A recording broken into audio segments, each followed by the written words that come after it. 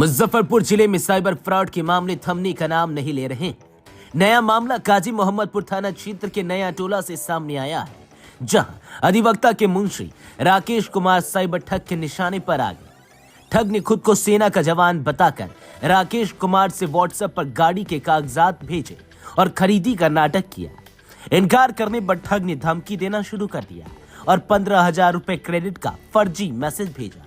रकम लौटाने के झांसे में आकर राकेश ने ठग के खाते में पैसे भेज दिए, जिसके बाद उनके खाते से 98,000 रुपए उड़ा लिए गए।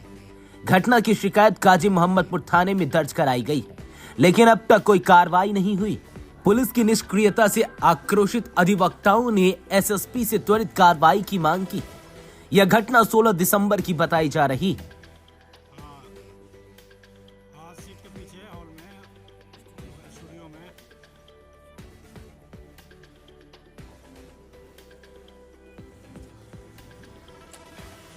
सर सामने ही है सामने।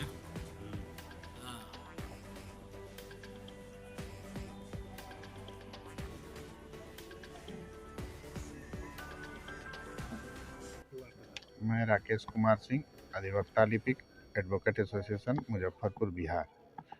हमारे साथ एक कॉल आया। कॉल के दौरान कोई आर्मी वाला था जो This news is brought to you by Himalayan International Residential School, Siliguri, West Bengal. हमसे बोला कि आपके अकाउंट में हमारा 15,000 रुपया चला गया है। तो हमने देखा तो 15,000 रुपया तो आया नहीं था, लेकिन मैसेज उस पर ज़रूर दिखा रहा था। फिर उसने कहा कि आपने हमसे गाड़ी खरीदारी की डील की है 37,000 में। तो हमने कहा कि ऐसा तो कोई बात नहीं है। तो नहीं, आपने हमारे गाड़ी का कागज़ भी ले लिया है और वो कागज़ आप अपने नाम से ट्रांसफ़र करवा रहे हैं, और हमको धमकाया कि अगर गाड़ी का कागज़ हमारा वापस आप करेंगे तो हम आपको जेल करवा देंगे, इसलिए कि हम आर्मी में नायक के पद पे हैं। हमको कुछ समझ में आया नहीं। हम उसके बाद सोचिए रहे थे, तब तक उसका पैसा जो आया वो हमसे बोला कि वो पैसा हम गलती से गया, उसको रिटर्न कर दीजिए। तो हम उसको रिटर्न किए। रिटर्न करने के कुछ देर के बाद जब हम देखे तो हमारे खाते से 98,000 रुपया कट चुका था। फिर उसके बाद हमने साइबर क्राइम नंबर 1930 पे जाके और अब कॉल करके और अपना कंप्लेन दर्ज कराया। कंप्लेन दर्ज कराने के बाद उधर से यह बोला गया कि आपके नंबर पे मैसेज जाएगा।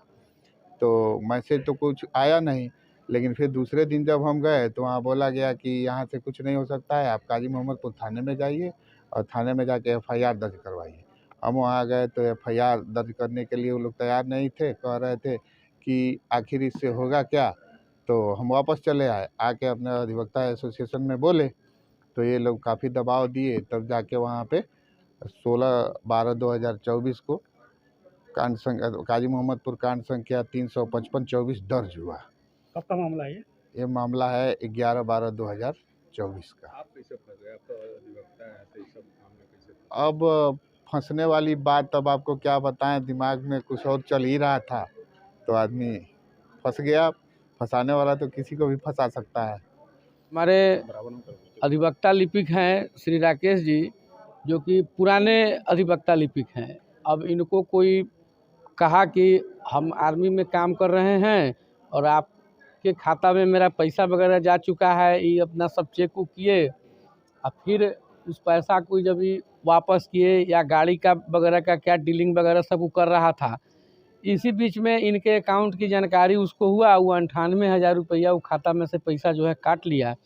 अब वो आदमी कौन है क्या है वो तो कुछ पता चला नहीं। अब इनको धमकाता था कि आपके पास में कागज़ है या नहीं, ये उनको जान रहे हैं न वो उनको जान रहा है। सबसे आश्चर्य की बात है कि जब एफआईआर जब इंस्टीट्यूट हो गया तो उसमें उसका मोबाइल नंबर है, और जो उसका मोबाइल नंबर है 7340175305, ये नंबर अभी भी चालू है उसका। लेकिन पुलिस जो है उस नंबर वाले को पकड़ ही नहीं रहा है, उसको ट्रेस नहीं कर रहा है। लेकिन जैसे ही अगर वो पकड़ाएगा तो वो अब मालूम चल जाएगा कि वह ठग कहाँ का है। यह कंप्लीट साइबर ठगी का यह मामला है, जिसके शिकार जो है अधिवक्ता लिपिक श्री राकेश जी हो गए हैं। हम लोगों को जिला प्रशासन से यही मांग है कि अविलंब उस नंबर वाले का तहकीकात किया जाए और तहकीकात करने के बाद में उसको गिरफ्तार करिए, जेल भेजिए, तब जाकर के इस साइबर ठगी पर विराम लगेगा।